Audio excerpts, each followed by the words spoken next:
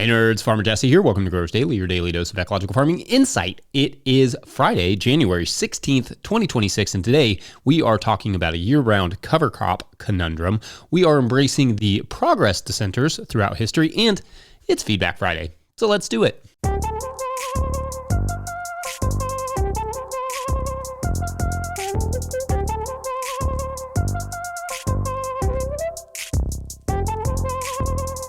All right, happy Friday to you all. Has it been a good week for you? Have all of your hopes and dreams of this January materialized so far? Still exercising, I hope, getting the body conditioned for a big spring or just, a big life. I actually have a Patreon question about exercising coming up in the near future that I'm excited to tackle, but that's for later. It's cold here with a decent amount of cold expected over the weekend, so that's fun. I got a little spoiled with those mild days, not gonna lie. That was kind of fun. Kind of, pretending that it was already spring. Oh, I wanted to say sorry for the slightly later post than usual yesterday. With the kids out of school, Mike and I decided to just have me, send him the video and he'd do the edit remotely. But the internet decided it didn't like that idea and refused to upload the file. So we had to do an emergency handoff of the video file in a parking lot, which made us feel like spy dads. And I think, added a little excitement to our otherwise cold and uneventful day. So, touche, internet. Anyway, it is Friday, which means Feedback Friday, where we explore what you all have said about this week's topics. On Monday, we did a full crop breakdown of peas and took a question about how much bug damage is too much to sell your produce. On the bug damage front,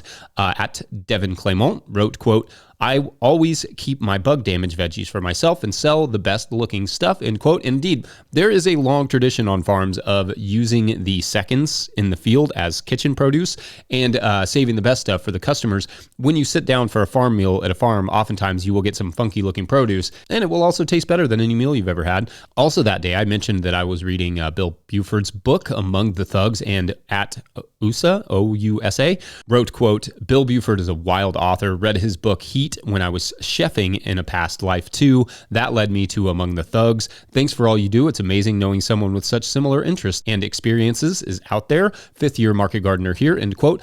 Thanks. And yeah, I actually read Heat back in the day too and remember loving it when I was a cook. It's a classic if you're, into the cooking thing. But interestingly, Among the Thugs has a better rating on Goodreads, which is in some ways not surprising at all. It is a really fascinating examination of crowds, of disaffected young men, of the working class in Europe and England in the 80s and 90s, of fascism, drugs, of English football. It is a wild journey. Definitely recommended. On Tuesday, we talked about if you need grow lights or heat lamps and what the pros use for their starts. Newspapers to mulch as well, and we did a little soil block along in the field. On the field demo, soil block along thing, it seems like a lot of people like that, and at very least it was tolerated by our podcast listeners, or even a few of them, like Ian at Grindstone Farms, came over to watch the demo.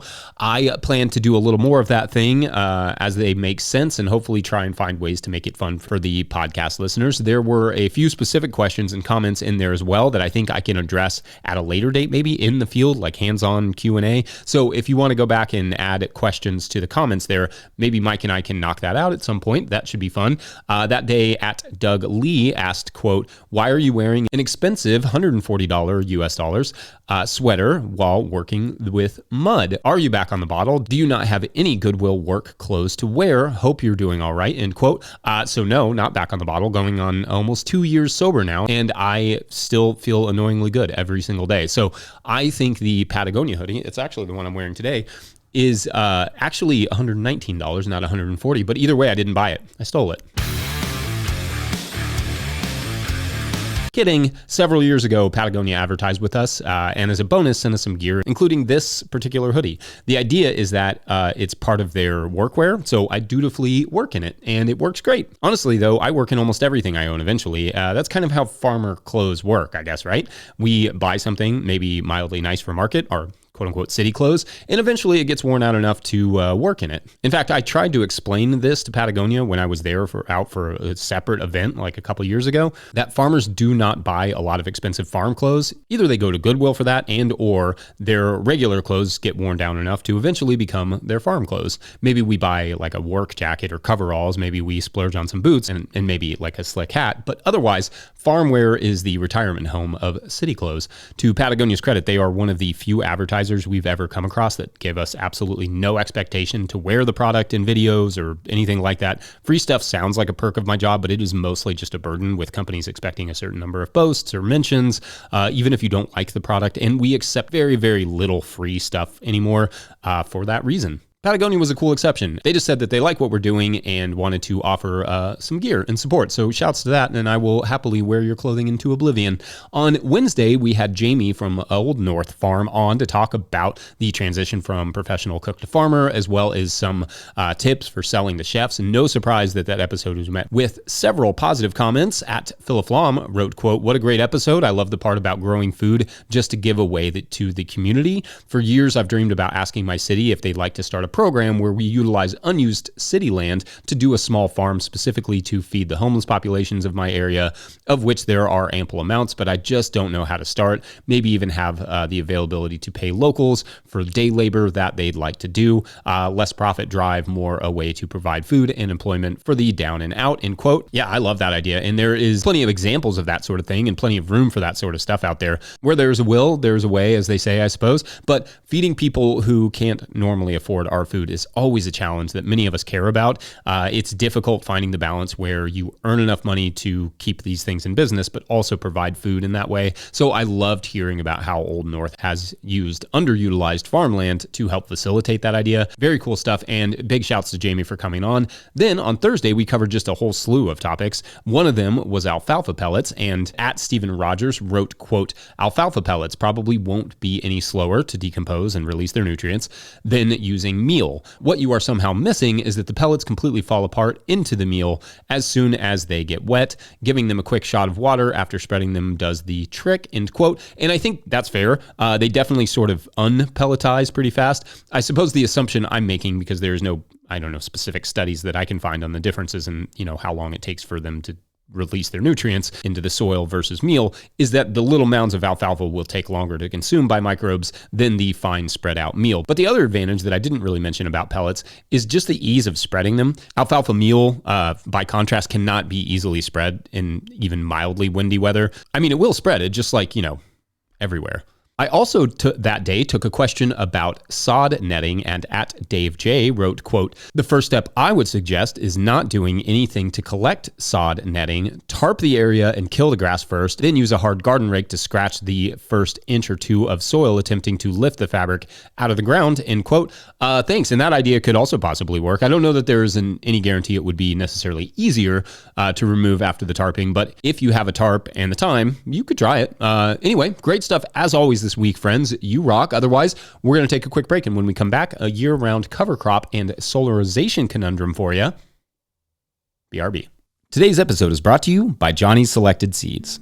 Johnny's Selected Seeds is a proud supporter of Growers Daily. At Johnny's, they do more than sell seeds. They grow them. They trial them to see how they perform on Johnny's research farm in Maine and across the U.S. and Canada. Only the best varieties are added to their catalog and website. When you need proven varieties you can count on and detailed guidance from seedling to harvest, consider Johnny's your trusted growing partner. JohnnySeeds.com. That's JohnnySeeds.com. Today's episode is also brought to you by Ohio Earth Food. So you got your soil tested or need your soil tested, it's time to contact Ohio Earth Food. Since 1972, they have been growers' trusted source for organic soil amendments to apply before you plant to prevent those deficiency symptoms that limit production. Their knowledgeable staff have all been a part of certified organic operations and can help you choose the best products for your soil and deliver or ship them right to your farm. With locations in Northwest Ohio and just north of Madison, Wisconsin, Ohio Earth Food wants to be your partner for organic inputs. Don't count on luck this year. Start your seeds in the Seed Catapult potting soil and put their Revita fertilizers in your beds, and rest assured that your plants will have all the nutrients, stimulants, and energy for whatever comes their way. Feed your soil and let your soil feed the plants. Visit them at ohioearthfood.com. All right, back to the show. If you, the listener or viewer, are enjoying this podcast, getting even a small amount of value from it, consider supporting our work over at patreon.com/no-till-growers. I will try to get to questions from everywhere that questions come in, but I will always get to your Patreon questions. Now, today's Patreon question comes to us from Patreon member Hanmad, who writes, quote, "Hey Jesse, I'm writing from Zone 5B, currently reading your book, by the way, love it.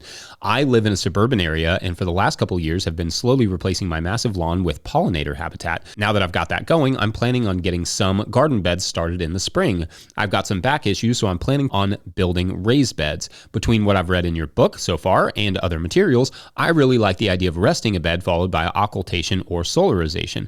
What I'm thinking is to select one bed to plant with a cover crop that will be left to grow for a year, so I'll have 3 beds producing food while one bed is quote-unquote resting.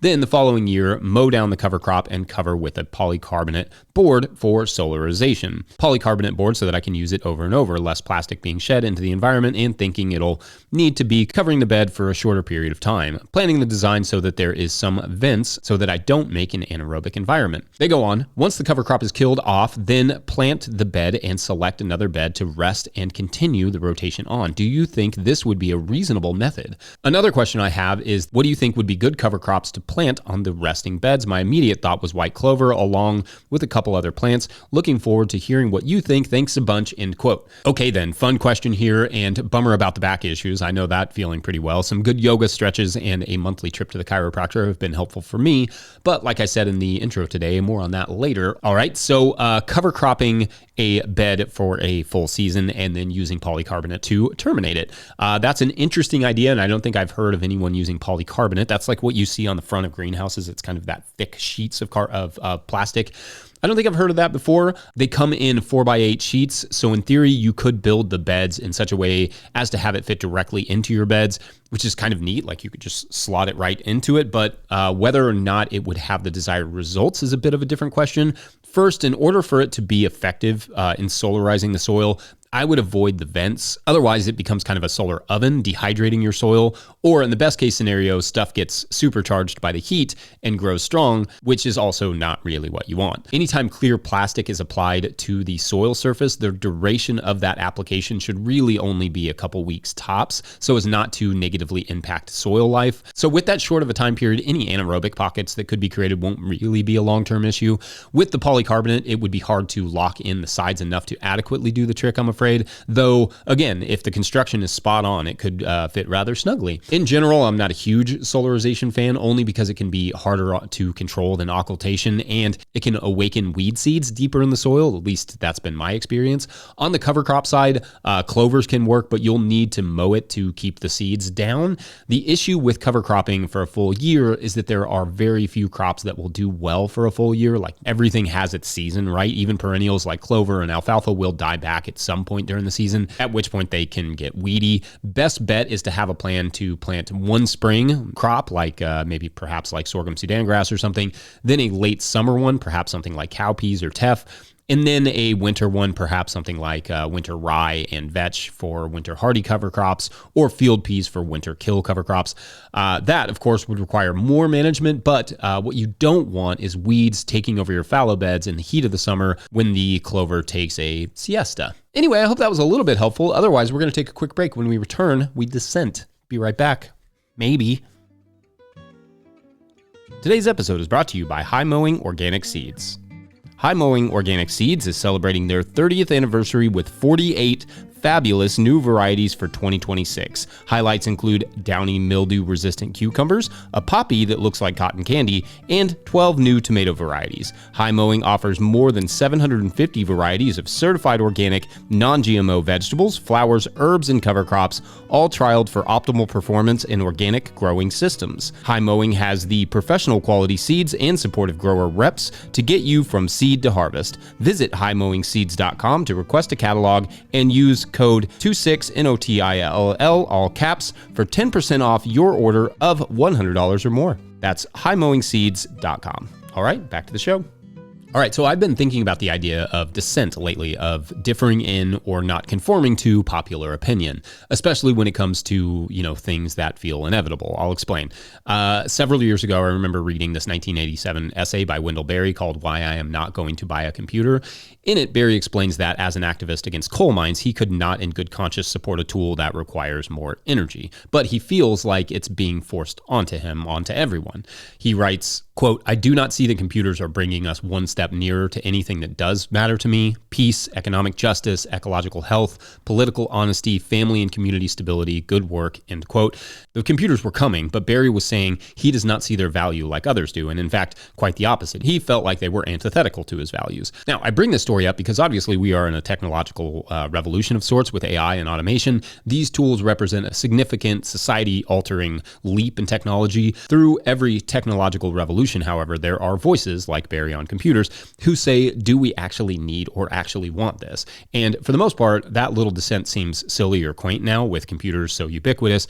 Or, and I know this is a story that I brought up a few times lately, I think back to this story I heard about a shopkeeper like 100-ish years ago who was bemoaning the growing popularity of telephones and what they would do to the relationships he had with his customers for them to just call him instead of coming in. No one would debate that computers or phones haven't also done some good. However, the shopkeeper was also not wrong. They probably did lose some connection with their customers. Maybe we kept up with relatives better by using the telephone or computers or whatever, but we did lose connections to communities by embracing these things. Or like with computers, did we exploit the earth more in order to be able to write faster? The technology that replaced the horse, cars for another example, was an incredible feat of ingenuity. Simultaneously, it's part of what put the Parisian market gardeners out of business. Without abundant horse manure, they could no longer operate as intensively, and thus food had to travel further to get into the city.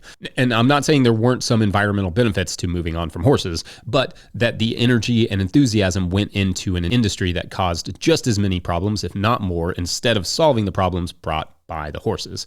My point, I suppose, is that there is a long history of technological innovation, but a much quieter history of reasonable dissent against this innovation, against this sort of quote-unquote progress. Often those voices are shamed or disregarded, but that doesn't mean they were entirely wrong. People have stood against every technology and mostly been written off, and I wonder if at some point that dissent doesn't need to be heard and heeded, especially with something like AI, which mark me among the people who think we, or at least the average person, does not actually benefit from access to this technology, especially in comparison to the harm it will bring. Especially with AI, we are entering a world where we are told we need it or that it's inevitable. In fact, the other day I was having this conversation with a friend who was, talking really positively about how AI could, for instance, potentially create content for content creators. They could, set their AI agent to task and it would take care of the rest while the creator did other things. But my thought was, okay, but who wants that? Who would watch that? Who actually wants that product? Not me, not most people. I don't need something that's created by AI that just aggregates all this information from other people without even paying those people. It was clear in that conversation, and it's clear just in general that people don't really think about that. Tech gurus get excited about the first one-person billion-dollar company, basically a company which is run mostly by AI agents, and then just maybe has one owner. And again, what customer wants that? Who is buying that product? We are sold these ideas and dreams because dreams are more profitable and easier to craft than realities. However, the dissenters throughout history are the ones who simply ask that question of do we want or need this? And the adopters are largely those who, intoxicated by the dream prospects, refused to question what will be lost. Or better yet, ask themselves if it gets them any closer to what they actually want for themselves, for their future, for their children, for the world. I've said it before, and I can hear the arguments for AI in terms of its place in medicine, science, etc. But what happens to art, to writing, to jobs, to music, to society as a whole when we remove all that work, when you can just type into a search bar, draw me a picture of a cat, instead of learning to draw a cat, instead of seeing all the intricate shades that make a cat look like a cat or fur look like fur. Now, it is not lost on me that I use a computer, that I use a camera, that I am definitely in the system. But so was Barry with his fancy pen and paper, the typewriter that his wife would use to edit his work. The difference between the dissenters and the embracers isn't that they're perfect. It's that the dissenters see a vision for what they want for the world. For me, a more ecological, environmental, healthier world. And weigh that against the technological progress forced upon them. They're willing to look silly in history to at least try and say, do we need this though? Can we first at least make what we have now better, more sustainable? So I guess that's me, and hopefully maybe you, saying that we don't really need this energy intensive technology, taking farmlands and jobs, doing our art for us. Maybe this time let's try and put that money and energy into the soil, into fixing the problems all the other technologies that we have embraced have caused, the problems that we were warned about and then laughed off as a society. Anyway, I challenge myself sometimes here to articulate these random things that are sort of banging around in my head, but I also lean on you all to help critique and refine them. So I look forward to your thoughts and musings over the weekend. Otherwise, speaking of, let's start that weekend and say good night, lamp, good night, moon, good night, Friday, see you soon. Also, good night, moon is a literary masterpiece. Just needs to be said. Don't forget, No Till Growers is now a nonprofit 501c3, so donations are tax deductible and greatly appreciated. Please make sure to like and subscribe and or follow wherever you're getting this podcast. That's an easy way to help us out as well. Enormous thank you to all of our show sponsors. And if you'd ever like to sponsor the show, you can reach out to Farmer Michelle at notillgrowers.com. Huge shouts to Willie Breeding for the theme music, Mike Hilbert for the production help and editing, and also my wife Hannah for absolutely everything in the world. Also, shouts to Epidemic Sound for the background music that you can hear. Pick up a hat or a copy of my book, The Living Soil Handbook, at notillgrowers.com to support our work. Big thank you to everyone over at patreon.com/notillgrowers, where at a certain level, or if you just bump up from one level to another, you sign up in the month of January, you get a shout out on the show. So big shout outs today to Kyle Richardville, Patrick Weaver, Alex and Oliver, Bill King, Chris Yates, and Ian at Grindstone Farms. Shouts to you all. These are our beneficials and our Sunlight supporters, keeping this thing rolling. All right, so Max, junior at the farm high school, is excited about the potluck that they do every week because that's when he gets to see Sophia. Sophia does not go to his school. She lives in the city with her parents, but she's curious about the school and loves to ask questions and hang out with Max. And sure enough, Sophia is there when Max arrives, and they share a smile and a laugh and sit down at a table together to chat. Max tells Sophia all about his week, about the fire management techniques they were learning, about the history class. Sophia remarks on the history of the farmer decline, how bleak that sounds, how wild the idea of a supercharged rust infecting technology is. And just then her cell phone chimes. Everyone laughs and looks at her. Sorry, she says, I thought I turned it off. And Max smiles. She's charming. And Sophia says, well, I'm glad there are people like you here doing this school. Who knows? We may need you one day. Let you think on that.